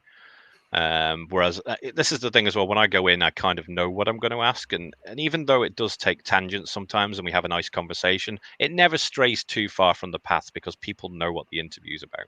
So there's very little room for me in my interview structure for it to go the wrong way. It's kind of how it's set up. But I know that, yeah, because I know as well, you spend a lot more time. I do 20, 25 minutes. You spend 2 hours. So in 2 hours, a lot more can happen.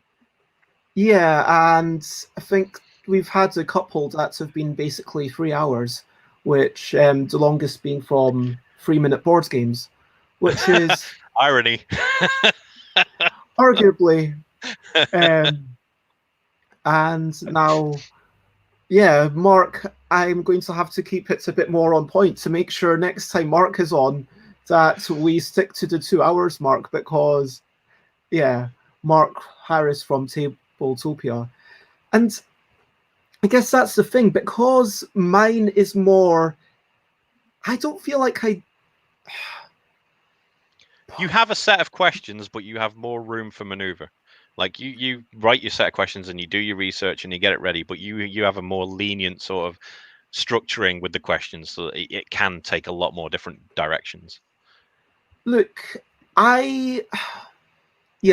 people here say it to be shenanigans if there were no blether, and I didn't call it blather, I called it blether. Blether is a Scottish word, blather is the English version.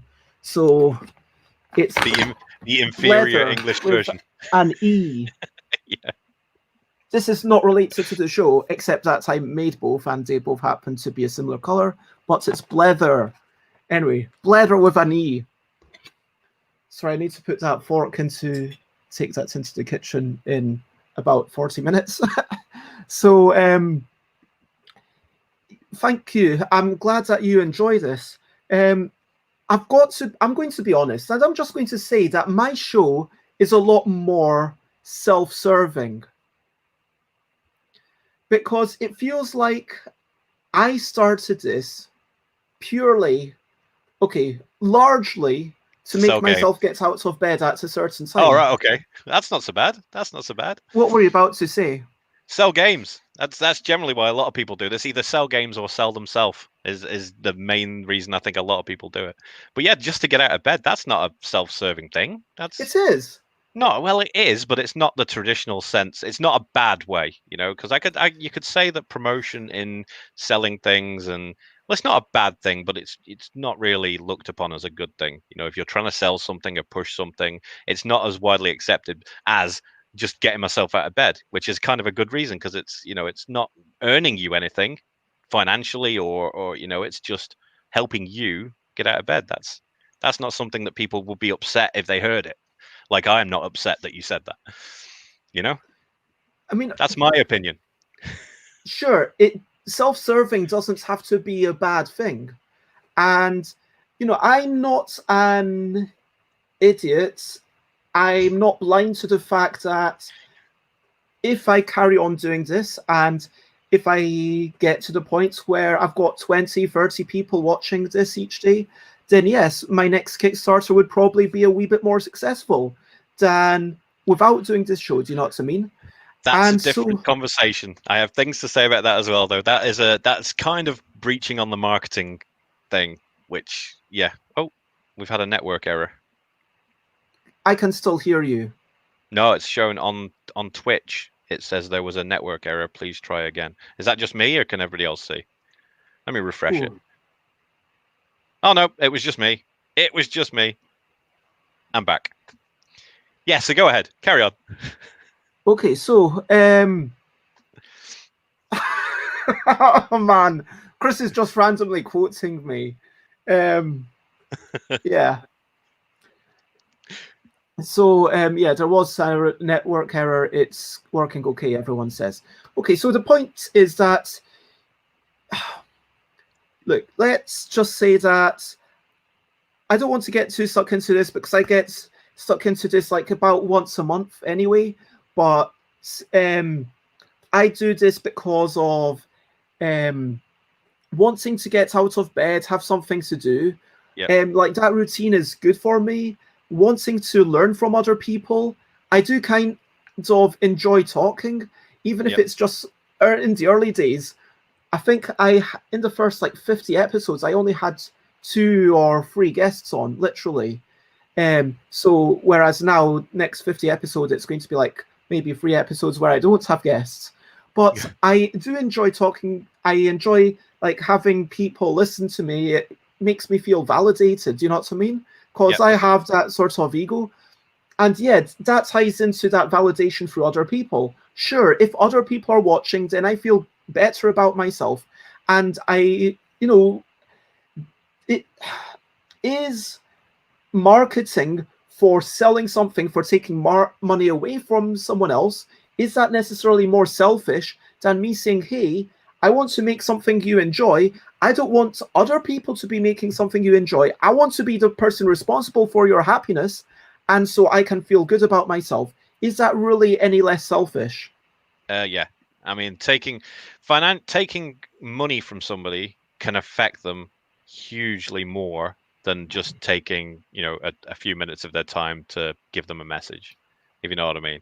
It's a It bit can. more than a few minutes. It's like 2 hours Yeah, every day. you know what I mean, though. That 2 hours that you take, people are getting something from that, and they're not having to pay a penny. So it's basically free entertainment. If they watch something and feel that then after watching it they're obligated to go and spend some money, that's money that they could spend on something else. Maybe they won't enjoy what they buy. There's a lot more involved with the financial thing. Whereas just making an entertaining video, it may be self-serving, but it doesn't cost anything. Oh, this time of Um, day. Okay. Is it the same appa- time where you are that it is here? apparently 11:23 is the time of day it's the best time of day. It's 11:23 is a good time. this is like an old joke. It's just an in joke for those who don't know. At some point, Sate said, I have a favorite time of day. It's 11:23. Anyway, so what I wanted to say was that basically, given that I have these different desires, and frankly, me learning, me having a good time, I almost prize that higher than being a certain thing and fitting it into what other people want to see. Do you know what I mean? Yeah, I'm same way. So it's All of my harder. all of my reasons are very, very similar to yours. They may be in different orders. Like for instance, number one for me is giving information to new designers. I've spoken to a few new designers now that have been stung by so many different things in the industry that it's almost put them out of it. In fact, I've spoken to a couple of designers that don't design games anymore because of certain things that have happened. And I'm trying to get that information across them. But second and third is definitely me enjoying talking to people, and it's definitely me wanting to create something entertaining for other people to watch. It's same thing. I mean, it's definitely not the money. I'm definitely not thinking about the money in it because it's one of those things with YouTube, and I'm not sure about Twitch, but where you have to really get lucky to suddenly get famous enough to start earning any kind of Look, financial reward. there's a reason why I've not accepted affiliate status, and I don't want to get into it here. like all the that's fine. complexities. But look, if I got to the point where I was doing it and 75 people were tuning in and there were that many people watching, and then I was like, okay, I've got to starting to feel a bit more like work, then yes, I would go for partnership status, at which point then, but at that point maybe I would be like, okay, this is it's become a thing that I can sort of do as a part-time source of income, but frankly that brings with itself its own sorts of problems. Like, you feel a responsibility. Right now, if I say, you know what, I'm just not feeling good, like I'm going to not do that, not do this morning, I would feel sad about my guest. I would feel bad for them, but I think that anyone watching me would understand if I say, hey, here, I don't know what I'd do. I'd probably maybe, would I have a note? How would I get to notes onto Twitch? Maybe I could do a quick video as my last video and say, hey, I need to take a break, so that anyone coming to my channel sees that as the video. That's probably how I do it. And I could totally do that if I needed to. And if you start taking money, then suddenly I need to do it every single day. And if I don't do it to the best of my abilities, and then I'm thinking, whoa, is this as good as people are expecting? Is this as good? Yeah.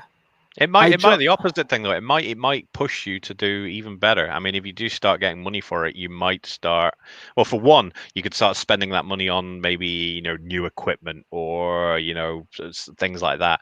You could just the thought of having money coming in and not wanting it to drop again could force you to maybe make more content, or I don't know how you're going to do that because you already do it every day, but it might for I don't think people want more content from me. I mean, I've had people say, you know what, I drop it. You know what, maybe people do. Maybe people want a morning stream at 10 o'clock, and then if I did an evening stream at 6 o'clock or 7 o'clock, then I could get the Americans as well. Yeah, and you need to do Bez in America and do the American stream. I need to do basically 2 streams a day, one at 10 and one at 7. Oh, don't forget Australia. You need to do Australia as well. No, two a day is too much. Yeah, so like I would do. Okay, so if I were to be like, okay, how much streaming can Bez do? Like, what would be the limit? Because if someone's like, you know what, I like to pop in for an hour just sometimes to have Bez to listen to, then yeah, sure. 7 p.m. UK time, that works well for America. It works it works well for Australia. Like, one of those should work for the other countries. What about if we just build a huge Truman Show like dome? Okay, so we build this huge dome, and then we put you in it with a bunch of actors, and then we just film you 24 hours a day. How does that work? Nah, I don't think people want to see that. I'll do it. Put me in a dome. I mean, like, I'm not against the dome idea. Frankly, if someone wants to pay my salary, I rewatched The Truman Show recently. That's a really good film. It raises a lot of questions, and I would. I think that we need to start getting to the questions. Let's tangent. So let's talk about tips. Yeah, in all seriousness, like, I do kind of relish walking around times, and sometimes even. Anyway, let's not go into that whole discussion of how much streaming should Bez do. But let's talk about interviewing, which we've discussed what an interview is, which is not what we were talking about 2 minutes ago. Yeah. But how can we do it well? What tips would you give for someone who's thinking of getting an interviewee on, or really wants to talk to their friends on a thing? Maybe they aren't wanting to necessarily talk to Jamie Stegmaier, or to be fair, I'll come. You can invite me onto your show. I'll probably come on, as long as I don't need to do any work but just turn up. and talk, then I'm cool with that. But what I would say is, if you're thinking about doing this, is just ask yourself why you're doing it, because you're going to have to tailor your whatever show you're making to your wants and needs. Do you want to do it for fame? Do you want to do it for financials? Do you want to do it to show off? Do you want to do it because you're informing people of something? There's so many different reasons for doing what we do, and you need to pick the show based on what it is that you want, because all show formats will not fit all of your wants and needs. That is a really good point. Like something like Board Game Design Lab, which, yeah, I unboxed this yesterday. I started reading it. I've not actually read that much. I don't know why there's a bookmark there.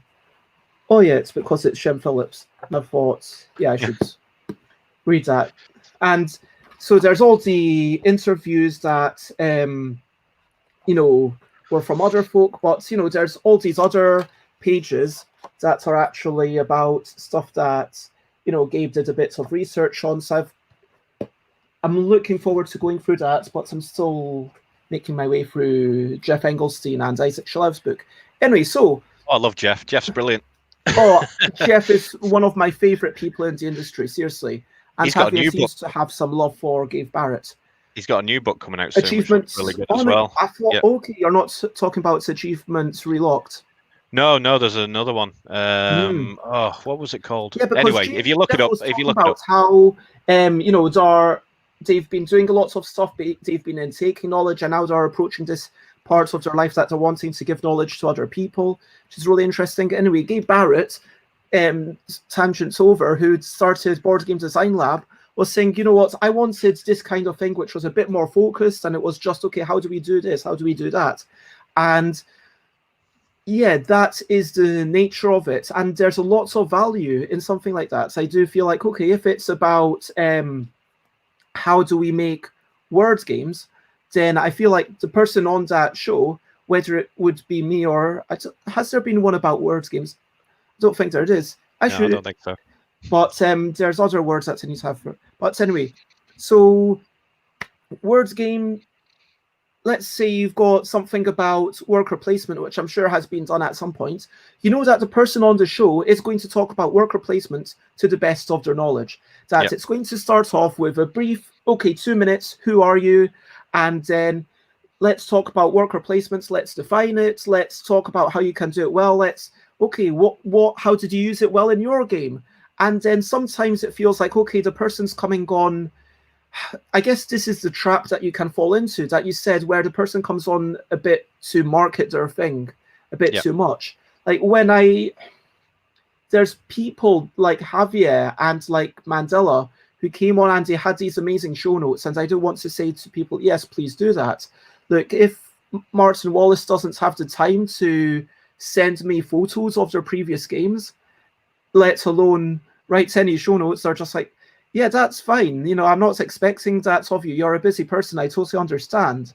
But yeah, I already know that they've got a lot of experience and years of experience that I'm looking forward to tapping into next week. For those who don't know, I'm sorry, all my other guests. Like, I feel like I'm denigrating you, but I'm just like super excited to chat to Martin again, because I've only chatted to them I've seen them in real life at Essen. I met them. Only chatted about 10 minutes. Anyway, the point is that you decide what is your thing for and to tailor it to that. Yep, exactly. And apparently this is I never had this idea that my thing could create an atmosphere as though someone's in the workplace and not at home. And they're kind of feeling like they're a bit more social. So that's a lovely thing. And so thank you, Maya. That's what we're aiming for. That is what we're aiming for. Well, I wasn't particularly aiming for it. That's it. Just accidentally happened. I'm honestly aiming just to keep my sanity. Yep. Well, you're also entertaining people. Well done. Oh, thank you. Accept it. You're very much like myself. It's people could tell me that you're doing the best thing in the world, but I sometimes find it hard to believe. So look, let's get to the questions that we've And is there any other tips that you wanted to share other than just do it and think what you're doing? Well, no, I wouldn't say just do it. I would say look at those reasons for doing it and decide whether you want to be that person as well. I mean, somebody could go into it thinking, Oh, I'm so going you're to do saying this. the opposite of design. Like normally for game design, it's just No, do for it. design, that's fine. Yeah, for designing games, yeah, just do it because you're not going to negatively impact yourself. Whereas if you go out into this and say, I'm going to make a show that does this, this, and this, and then you come across not doing those things, you know what I mean? You kind of might end up not liking what you become, if you know what I mean. It might affect you mentally if you go into it, looking, especially like if you go into this looking to become famous, and then 6 months down the line you're not famous. How is that going to affect you? It's the reasons for going into these things are going to be very detrimental, or possibly detrimental to your mental state when it comes to a few months down the line looking back at it. So it's like anything where you go into it, and that's probably the main thing. For going into it for being famous and going into it for money, they are probably the worst reasons for going into it. I hate to say it, because if you don't get that, it's really going to affect you. If you don't do well, it can really affect you mentally. So yeah, that's what I would say. It's not for everybody to go in and say they can start doing this. That's fair. Yeah. Like, It's not like designing a if you board are game is, yeah. setting yourself up for disappointment, think about Exactly. your expectations. Are they realistic? And yeah, let's go to those questions that we started at the start, and let's see if we have actually answered them. No, we didn't answer this one. How can we entice interviewers when getting started? Cake. Next. Cake. Okay. No. This is the thing. You just ask. Just ask. This is how I did it. I didn't have to entice anyone. It just turns out that people like talking about what they like, and that's the thing. If you go up to somebody and say, "Tell me about this thing that you like," they will talk. They will talk. It's just the way it is. So if you send them a message and it's something they're interested in, there's a good chance they'll say yes. I mean, it's 80% of people that I've asked have said yes. From people that haven't been published to people that have published hundreds of games. I've had people that haven't published games before that have said no, and I've had people that have published 10 games or 20 games and have said no. But mostly people say yes.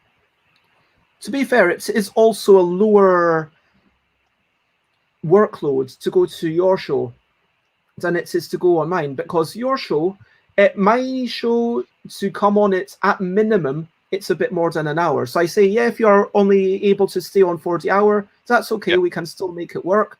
But I do still expect people to turn up a wee bit earlier. And okay, it's going to be an hour and 10 minutes, whatever. With your show, okay, if someone was like, okay, I can do this, it's going to be like maybe 40 minutes at minimum. Yep. And also you work with them to establish a time. Whereas if you want to come on my show, it's got to be at 10 a.m. Exactly. That's the number one thing. It does make a difference. Yeah, it's a lot easier to get people to commit to a pre-recorded thing at any time that they want, rather than you turn up at this time on this date. It is much easier. I think that parts of it was that before my first guest, I believe, was Alan Paul back in the day, and then we both enjoyed.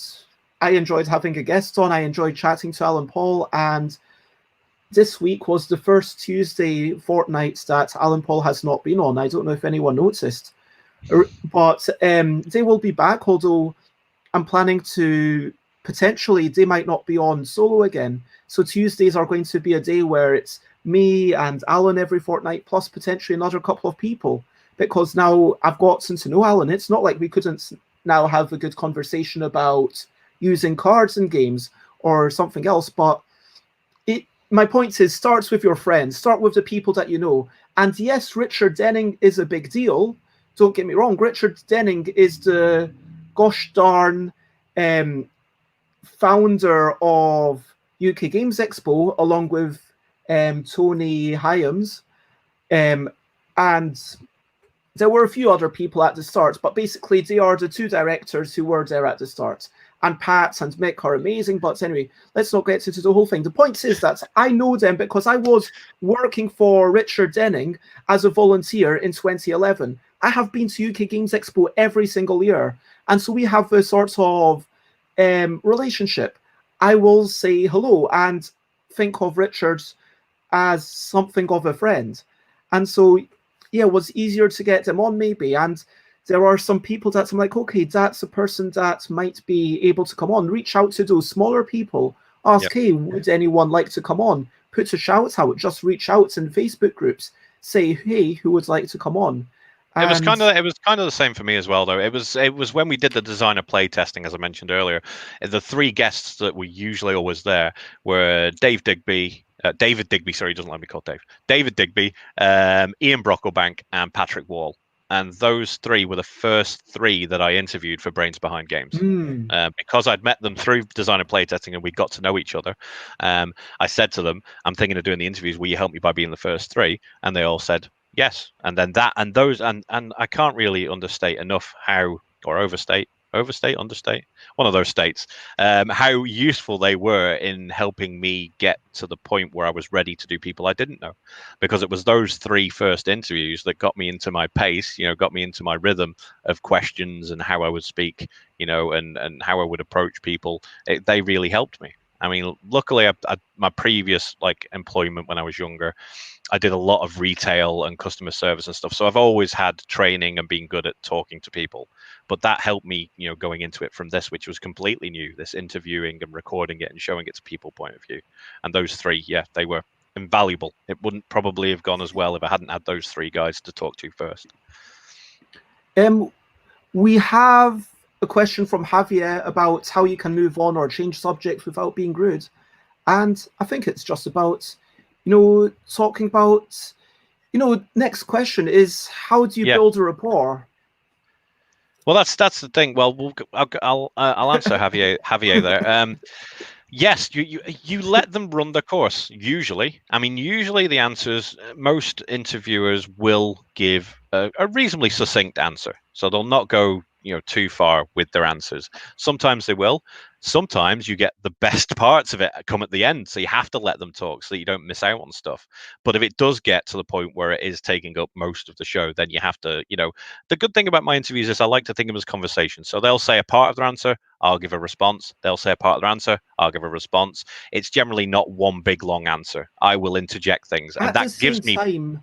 A conversation, that's what it's all about. You can interject. Yes. And as long as you're doing it, I would say, show that you've listened to the person, show that you are building that rapport. And if the person has said something, rephrase it, bring it back to them. Yeah, exactly. When you're doing it in a conversational style, you will be talking not quite equally. They will be saying more than you because that's just the nature of it. But you will be able to get your own opinions in there as well. Rather than, because the worst interviews are question, answer, question, answer, question, answer. Whereas the best ones are question, answer, response, answer, response, answer, question, response. It's backwards and forwards like a proper conversation. And that gives you plenty of time to go in and say, well, the next question is, and then you can move on to the next question. This is the more formulaic bits of the interview where I do kind of make sure that we get to all of this in the next 7 minutes so we can wind down. So why interview folk? We've already addressed this. How do you build a rapport? I think you've talked a lot about it right now, making sure that you're listening, being able to have your own opinion or having that pre-recording time that you mentioned. Although in my case, I think that initial 30 minutes, even though it feels quite long, maybe it's 20 minutes sometimes, kind of feels like we need that. Do you know what I mean? Yep, kind of feel like, okay, let's just get to know each other and let's see who each other is, what we're all about. The next time that someone comes on, well, we already know them.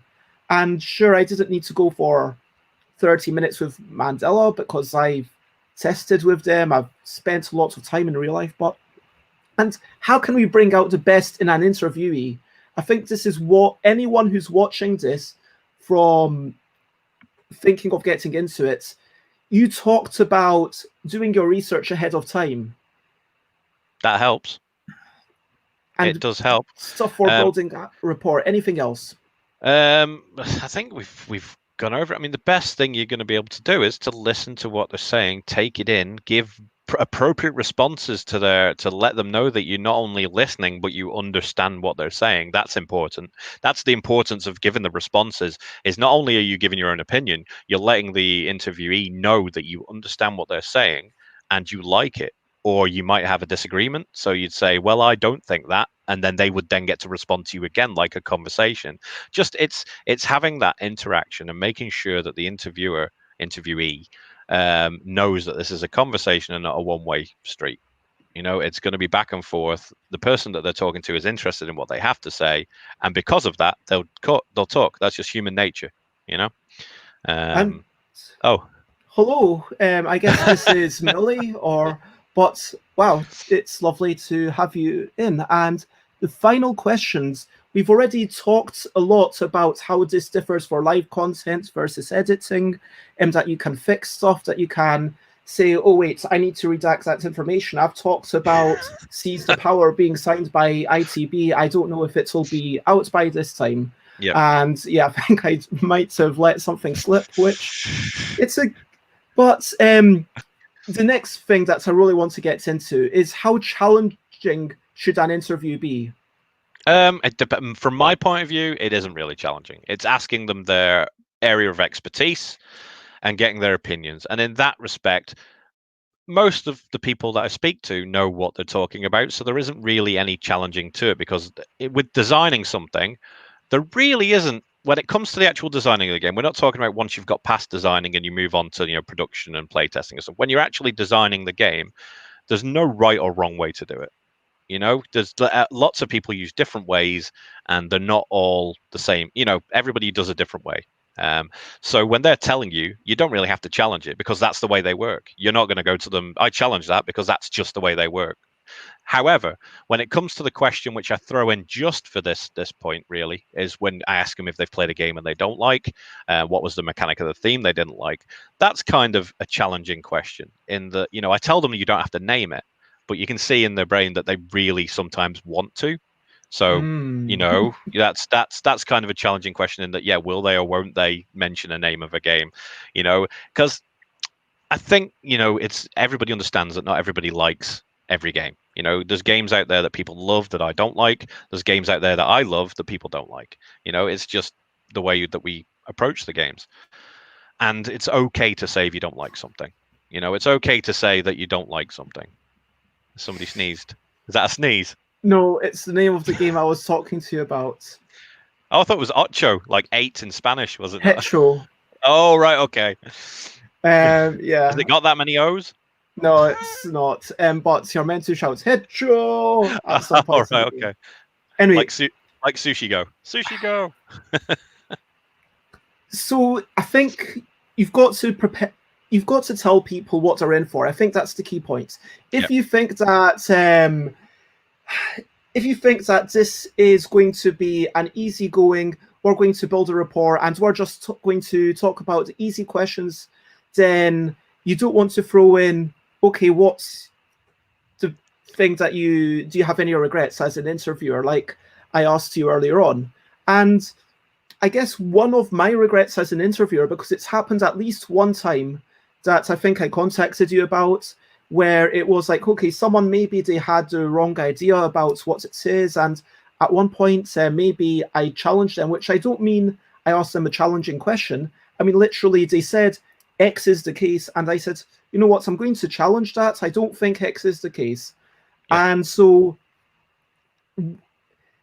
I guess in some places it's the way you do it. That. It's the way you do it, though. This is the thing.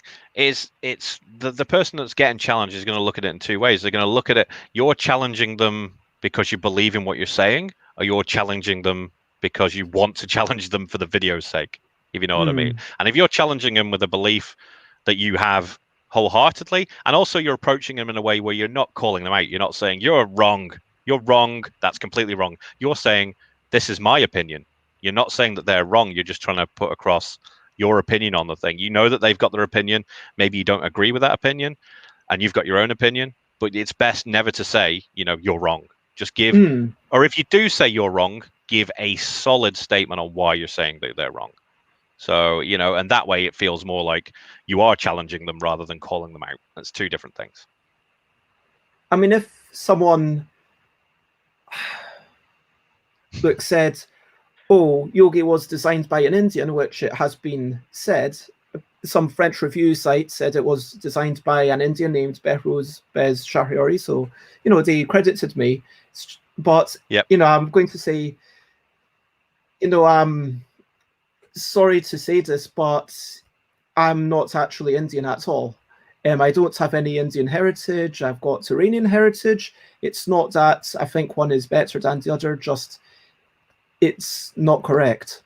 Yep. And if you remember from our interview, I wasn't, sure, and I asked you before we did the interview, because I asked how to pronounce your surname and where it came from, because I wasn't 100% sure, because I'm not very well versed in names, and you told me, and that's easy to do, doing the research beforehand. I think the big takeaway from me from that experience, from my own failing, was to give better, maybe to even make sure that people have watched at least one of the shows before, to say, hey, if you're coming on, watch one of the shows if you don't know what it's going to be all about. Maybe I could say, hey, I don't know if I should have to spell it out, but if you say something that I disagree with, I might challenge you. But now is the time when I do have to recap and wrap up. And we've been talking about interviewing. So we talked about how sometimes, you've got a game and then it goes onto your shelf for ages after 2 years, and then it gets sold as, and then you've got people in rainbow colors coming to play your game. You've talked about the Isle of Man. You talked about promoting, informing, entertaining. That's what an interview is. It's like someone asking questions primarily, and someone or a group of people. I guess that someone asking questions could also be a group of people who is, there's some people or person whose job it is primarily to do the questioning. Someone who's a bit more into question answering. There's a power and responsibility to get to set the rules, but we all bring something to the table. The interviewee should also be interested in the interviewer, not just the other way around.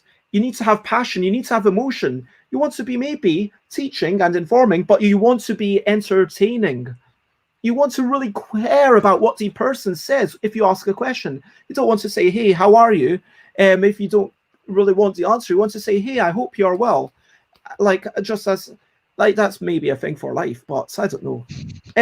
We talked about bad things. We talked about the lack of interest, the unwillingness to share, technical problems, camera, bandwidth, background noise. We talked about language barriers. We talked about how pre-recorded stuff can fix stuff, about ranting, about maybe it's okay to rant in my thing, about passing on info, about tailoring it to your needs and wants, but think about what you're taking on before you just get to do it. And just ask people, just ask the friends, ask folk and hopefully they will come on. And that is the recap wrap up. Do you have anything left to add? No, you got it all well there. You've been doing your little notes and you've got everything really good. I probably couldn't do that. That's one thing I'm terrible at in this sort of thing, is taking notes and reverting back to them. So bravo. And thank you very much. If you are in YouTube or Facebook, there's a bunch of links in the comments. If you're on Twitch, I have just shared all the links in the comments, which are flashing up on screen, although it should be clickable. So would you like to talk us through where you like to be found? Yeah, I mean, usually I'm through Facebook. So, I mean, anybody that is in the industry that wants to, just send me a message just to say hi. That's fine. I like making friends. If you have any questions around any part, because I've been involved in pretty much all parts of designing and publishing games. So if you have any questions, I can't promise to give any answers, but I can certainly give you a lot of what not to do. So I can certainly help you steer around what not to do, which is usually as helpful as giving you answers. So yeah, feel free to ask.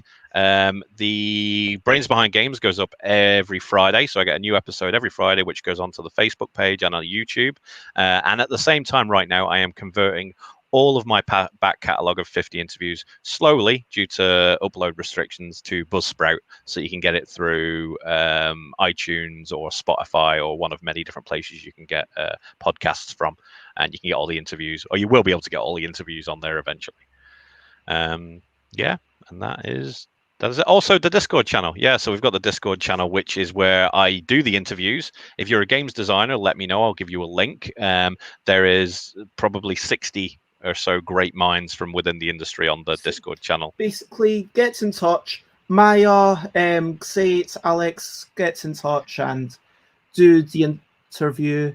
And, you know, if things change and like in 3 years' time, once you've become a bit more established, then maybe you could do a second interview. Like if you're still going at that point, would you look into doing second interviews? Already thought about that. Cool. I've already thought about going on maybe 6 months or a year later and doing a follow-up with people I've already interviewed to see what they've accomplished or what they've done within that time. So that seems like I want to say thank you to everyone who's been watching. Just a blanket thank you, even to Javier, who isn't willing to make another account for Twitch. But thank you to everyone genuinely. Yeah. I am stuffbybez.com, stuffbybez at bigcard.com, twitter.com/stuffbybez, instagram.com/stuffbybez, twitch.tv/stuffbybez, facebook.com/thingsbybez, stuffbybez@gmail.com. And let's do really quickly over to you. What are you up to? Share something, only if you want to. So if there are any things that you want to share, something you're excited for, something that you're looking forward to, exciting, trivial, important, or whatever. I am looking forward to stopping this, saying hi to Chris. I'm looking forward to going on to the UK Games Expo channel. Okay, over to you, Chris. What am I looking forward to? Oh, that's a good question. Or anything. Chris Backey, working with Chris Backey and getting this game that we've been working on for a while into the world. That'll be fun. Cool. And yep, share, spread the word. But you can keep sharing things that you're looking forward to, because I think we've got about 1.5 minutes to talk about things we're looking forward to. Got 3 minutes, also looking forward to no, because we've got to have a bit of time for the bye-bye song. Remember this. Oh, yes. We need to do that.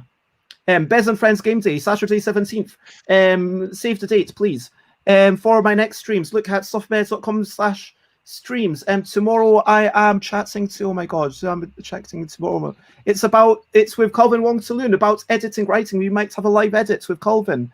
And also my next stream is actually going to be in about 1 hour with UK Games Expo. So actually UK Games Expo should be going on right now. I'm going to potentially raid Zanowano or UK Games Expo if they already started. I'm going to check on Twitch.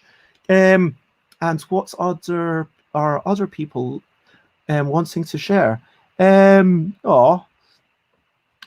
Maya says, looking forward to finishing my last architecture thing and being done with that. Oh, that sounds fun. I hope it's an impressive structure. Now, we have nothing else that people want to share. So I will just say that there is one thing left to do. You know what I'm going to say before I say bye-bye? I am looking forward to seeing all your names again tomorrow. Like, even if there's even if it's just via text chat, it's really nice to kind of see you. Again, I just want to say my final thank you. And so for now, yeah, I am going to say bye-bye. And yeah, that's it. Bye, bye, bye, bye. This is a goodbye song. Bye, bye, bye, bye. Thank you for watching along. Bye, bye, bye, bye. This is the end of the show. Oh God! Now it's time to go. Bye, bye, bye, bye. This is the goodbye song. Bye, bye, bye, bye. Thank you for watching along. Bye, bye, bye, bye. This is the end of the show. Bye, bye, bye, bye. And now it's